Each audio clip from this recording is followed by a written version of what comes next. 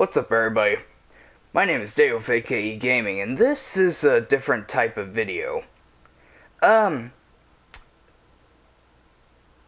this will be at least a 2 or 3 part video, because this video is going to be sort of a review slash explanation.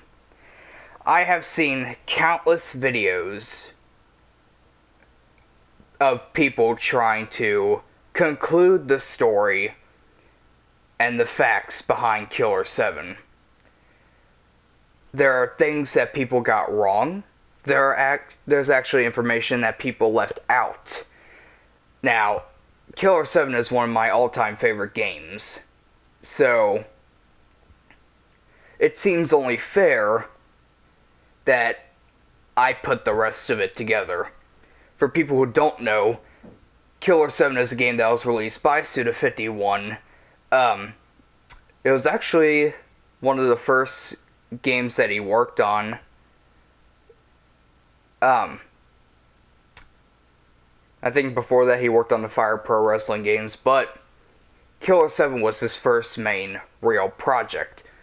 So, obviously the game didn't sell well as much as the others did.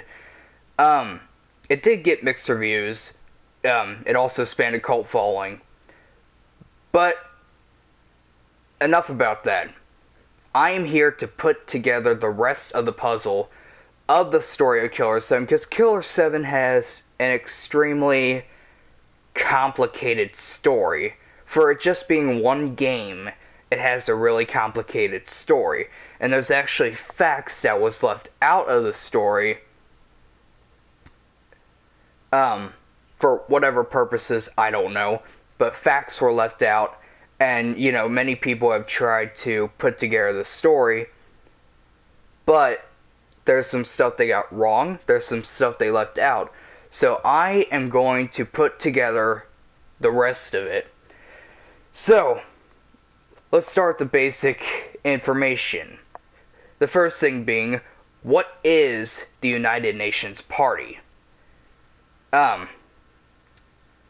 Which I will actually explain first. So after the Second World War, the United Nations Party was founded by former members of the Liberal Party. So since its establishment, it has become Japan's leading political party. That's why Toru Fukushima is there. Fukushima is the party's leader. He is also a former member of the Liberal Party. Some members of the party are older men, like Hiroyasu Kurahashi and Shinya Akiba, the two old men that you face in Sunset Part 2. The party also includes younger people, whose leader within the party is Kenjiro Matsuoka, who Garcian faces in, I think it was Smile. When Fukushima was killed, the party briefly fell into chaos, so that was after Julia Kasugi shot him in front of Harmon Smith. Fukushima was supposed to attend the Japan-US meeting in the Kaku building. In his place, the Liberal Party sent its members. Negotiations between the Liberal Party and the US government had concluded well before the meeting in the Kaku building, so the meeting was intended to be mere formality. But unexpectedly, the US government broke off negotiations, which, as a result, both sides ended up killing each other. So that's the basics of the UN Party. Now for the Liberal Party.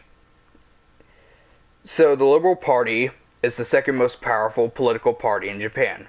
Oda and Kuramoto, who are the men who attended the negotiations in the Kaku building, are members of the Liberal Party, and Hiro Kasai works as an informant of the Liberal Party.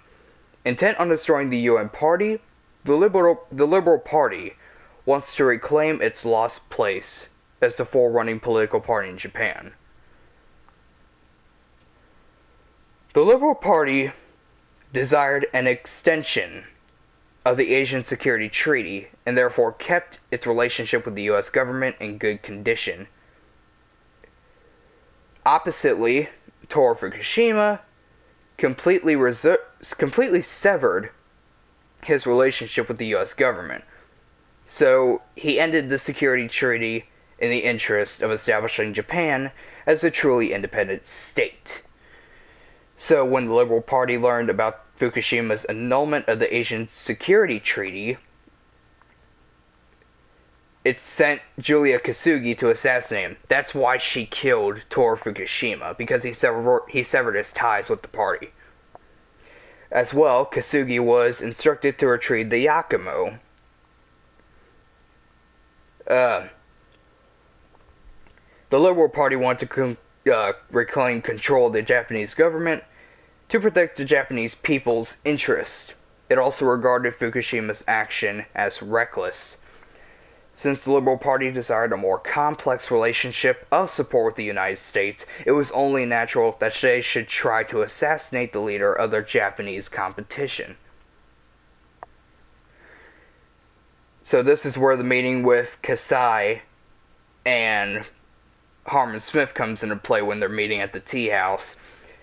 So obviously Hiro Kasai asks the Killer 7 to eliminate Jean de Paul, who is the chef from Sunset Part 1.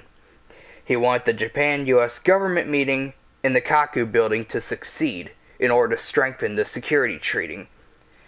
Fukushima, however, had known for years that the US government was plotting against Japan. So he took his anti-US position in preparation. So that is basically the Liberal Party right there.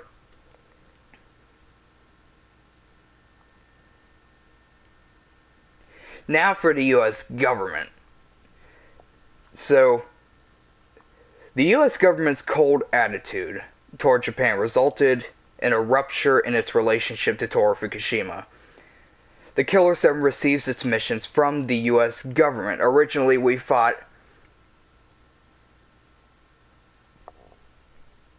Actually, wait, I'm getting my side of the story mixed up. I don't know why I was thinking Harmon received the mission. Obviously, Christopher Mills, he gives us the information, which obviously we learn that Chris Mills was controlled by the government. So, two people, Jeffers and Dudley, who are the U.S. representatives at the meeting in the Kaku building, were sent to the meeting in order to break off negotiations with Japan. They were expendable pawns who were sent to end the negotiations by killing the Japanese representatives and being killed themselves. So the four people that we see at the Mahjong table are two members of the Liberal Party and two members of the US government who are striking the deal. That's why all four of them point the guns at each other, and bam, there it is. As a result, Japan was thrown into total chaos. Some wondered whether Japan's disorder was the president and the US government's intention from the start. However, the president's delay in response was due to the prolonged settlement on the distribution of Japan's land and natural resources with European countries. So that's why he stalled. That's why the president stalled to make a decision about launching the fireworks, aka the missiles, at Japan. Because supposedly the missiles were launched, no one knew about it yet until they were spotted, and that's why he was delaying that decision. The true test of Japan's value for the US government was nothing more than determining what benefit the US would receive from Japan's destruction. If the US had received fewer concessions and benefits from Japan's destructions, the fireworks are likely to have been launched. Now for the US Opposition Party. So behind the scenes, the US Opposition Party is connected with Kunlun's East. Obviously, Harmon represents the West, Kunlun represents the East. It tries to help him crush the United States. The US Opposition Party controls the US Immigration Bureau.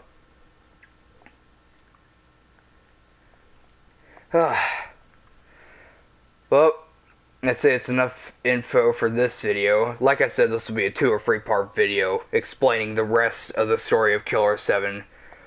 Ugh, man. We're gonna put the rest of the pieces together, but we will pick this up in part 2.